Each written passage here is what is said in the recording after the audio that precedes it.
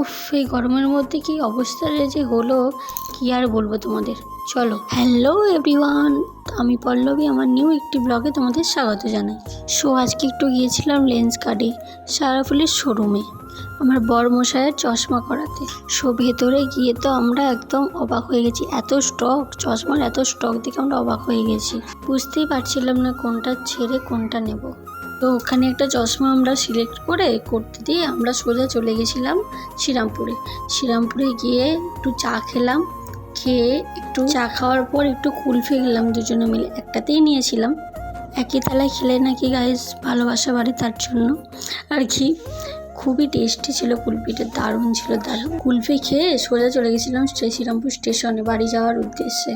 গিয়ে তো দেখতেই পাচ্ছ বরমশাই পাগলামো করছে, তারপরে সোজা বাড়ি চলে গেলাম। আজকের জন্য টাটা, দেখা হবে নেক্সট ভিডিওতে। ওকে বাই, সবাই ভালো থেকো, সুস্থ থেকো।